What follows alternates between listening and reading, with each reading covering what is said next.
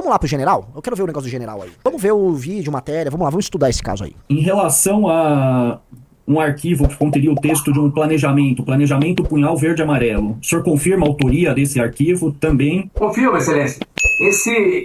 Na verdade, esse arquivo digital, e se me permite, Vossa Excelência citou bem, é um arquivo digital que nada mais retrata do que um pensamento meu que foi digitalizado.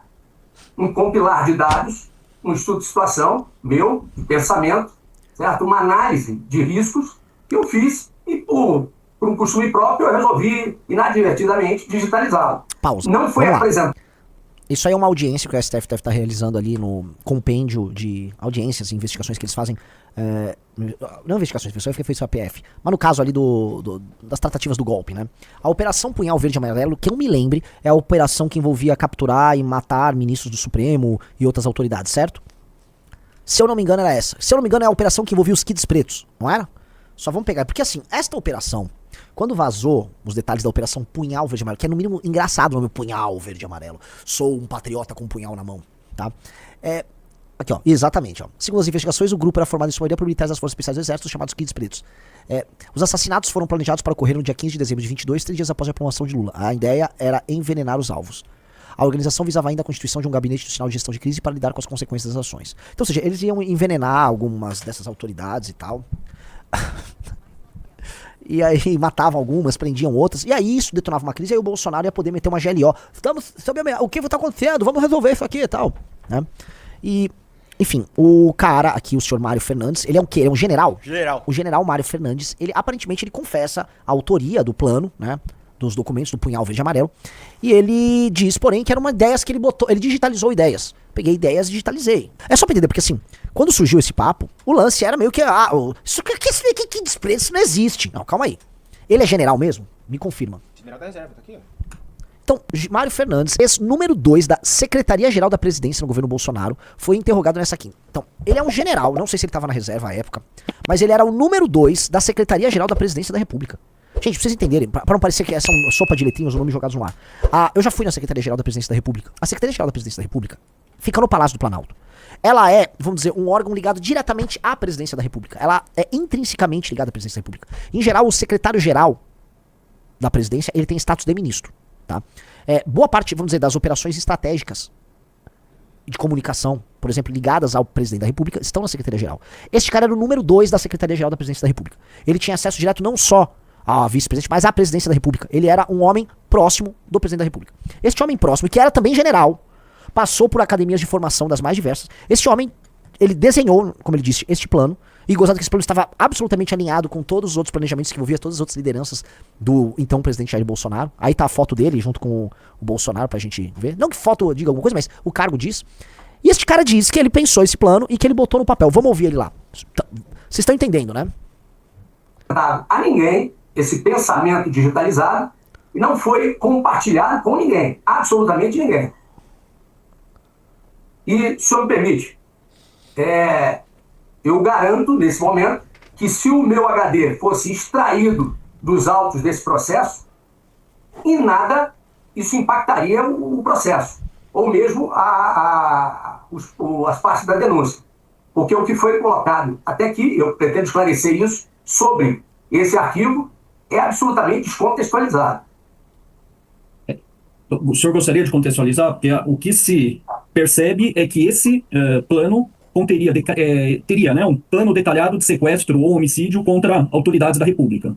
Inclusive citando a necessidade de os recursos necessários, sejam humanos, sejam materiais. Como, por exemplo, pistolas, fuzis, metralhadoras, lança-granada, lançador de foguete antitanque. O senhor gostaria de contextualizar isso? Excelência, sobre esse aspecto eu já contextualizei. Não passa de um pensamento digitalizado. Um pensamento intrusivo que digitalizou. Fiquei lá, é isso aí, se eu envenenar o Xandão, aí eu enveneno o outro, aí eu sequestro o outro. Entendi. Vamos lá. Lembrando, o cara botou aqui, é verdade, o Eduardo Bolsonaro tinha avisado que o Lula não ia subir na rampa, que o Lula não seria diplomado, não sei o quê. Todas aquelas ameaças estavam muito ligadas ao período da diplomação do vagabundo do Lula. Vamos lá. Retidamente. Hoje eu me arrependo de ter digitalizado isso. Mas o que é mais importante, não passa de um compilamento de dados, com a visão de um militar, com uma análise de situação. Apenas isso, que não foi compartilhado ou apresentado a ninguém. Quando eu me referi a aspectos descontextualizados da realidade, eu me referi à ligação deste arquivo com outros aspectos encontrados na denúncia. Esse plano, o senhor chegou a imprimir? Cheguei a imprimir. Imprimi por uma questão, um costume pessoal, de evitar ler o documento na tela. Certo? Mas imprimi para mim e logo depois rasguei. E logo O depois senhor não rasguei. cheguei. Vocês estão entendendo, né? Vamos ver. Olha, eu nunca duvido da inteligência da audiência. Foi igual aquela vez que a gente falou, vamos ouvir a versão do Manga. Lembra? Quem tinha gente lá, Renan, conversem com o Manga. Estamos ouvindo a versão desse cara, né? Então, aparentemente, ele tinha uns pensamentos intrusivos e ele digitalizou os seus pensamentos intrusivos. Aí ele resolveu imprimir eles também, né? Por que não? Porque eles têm que escrever. E eu senti, o olho não cansa na hora dele digitalizar e ele escrever o plano. Depois que ele escreve, vê lá na tela, aí ele imprime. Porque aí ele precisa ler impresso. Tá, entendi. Vamos lá. Segundo o cônsul, o senhor teria impresso esse arquivo no Palácio do Planalto no dia 9 de novembro. E 40 minutos depois, o senhor dá entrada no Palácio da Alvorada. O senhor levou esse arquivo para apresentar para alguém? Excelência, eu só me permita ser repetitivo. Eu reforço, eu ratifico. Impossível. Eu vou reforçar e ratificar, Vossa Excelência. Eu imprimi para ler em papel, para não forçar a vista, como eu sempre faço. E após isso, rasguei. A coincidência desse horário foi uma coincidência em relação à função, atribuição administrativa e logística minha, como secretário executivo. Vamos lá. Mas eu não leio. Ele montou o plano, que eram pensamentos intrusivos na cabeça dele. Montou um plano lá, que interessava demais a todas as outras fases e detalhes de uma operação golpista que o Bolsonaro tocava ali, especialmente no pós-eleição. Aí ele vai no Palácio do Planalto, provavelmente na Secretaria-Geral, que era o número 2, ele imprime esse plano. 40 minutos após imprimir, ele vai encontrar o Bolsonaro no Palácio da Alvorada. Mas ele rasgou o papel. Ele rasgou o papel, Riso. E mais, há detalhes ligados a essa operação em grupos de WhatsApp e outras pessoas envolvidas nessa mesma história, tá? Que também foram capturados. Mas tudo isso, como ele mesmo disse, é coincidência. Não havia tentativa de golpe. E esse é o problema, assim, toda a gente vai discutir na internet sobre isso, vai o cara fala, não teve golpe, o golpe é 8 de janeiro, são umas velhas, acho que são aqueles reducionismos que essa galera malandra faz. Pô, não mete essa pra gente. Vocês tentaram, não adianta fingir, tentaram. Vamos lá. Não apresentei, não compartilhei esse arquivo, seja ele digital ou impresso, com ninguém. Felipe Moura Brasil, gente, não arrumem briga com o Felipe Moura Brasil. Ele não esquece, ele não desiste. Felipe Moura Brasil, ele não esquece, ele não desiste. Ele é, assim, metódico. Vamos lá, o que Felipe Moura Brasil trouxe em 20 de novembro de 2024? E daqui a pouco nós estamos nas vésperas do primeiro turno. E aí, com a própria pressão internacional, a liberdade de ação do senhor e do governo vai ser bem menor. A população vai começar a acreditar. E não, então tá tranquilo. O governo não tomou uma medida mais radical, tá tranquilo. Então, eu acho que, realmente, nós temos que ter um prazo para que isso aconteça e não para que eles raciocinem, que é quem mas principalmente para que uma alternativa seja colocada, como o senhor disse, antes que aconteça. Porque no momento que acontecer, o que vai? É 64 de novo? É uma junta de governo? É um governo militar? É um atraso de tudo que se avançou no país? Que isso vai acontecer. O país vai ser todo desarticulado. Então tem que ser antes.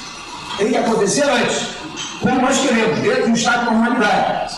Mas é muito melhor assumir um pequeno risco e conturbar o país, pensando assim, para que aconteça antes, do que assumir um risco muito maior na conturbação no DNA, né?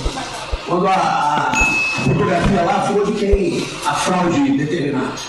Bom, alguém aqui tem ainda alguma dúvida? É real.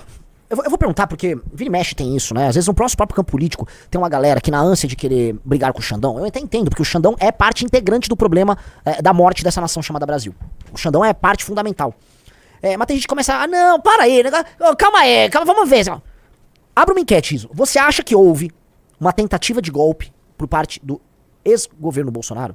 Sim ou não? E eu não tô falando do 8 de janeiro. Isso, 8 de janeiro tem nada a ver com essa bagaça. Eu tô falando desses atos todos, dessas tentativas, dessas movimentações que são muito óbvias. É impossível que alguém hoje ache que não, isso era só uma ficção, é invenção aí. Não é invenção, cara. A gente sabe que o Xandão é um problema. A gente sabe que a gente tá vivendo num regime muito complicado, em que há uma oligarquia comandada por um ente do judiciário. E isso tá acontecendo e isso está nos levando para o buraco e o Brasil está nos seus piores momentos. Como disse o Guto, é nem Lula, nem Bolsonaro e nem Xandão. É nem Lula, nem Moraes, nem Bolsonaro, galera. Abriu a enquete? Abri a enquete, 500 votos por enquanto, 91% sim houve tentativa de golpe. Mas de tem Bolsonaro. 9% que tá botando sorvete na testa. Tem 9%. Quem são os 9%? Que dá basicamente, vamos botar aí, 700 pessoas. Que estão metendo sorvete na testa. Quem é que tá metendo sorvete na testa? Como é que pode, cara? Me assusta que certas coisas são auto-evidentes. E...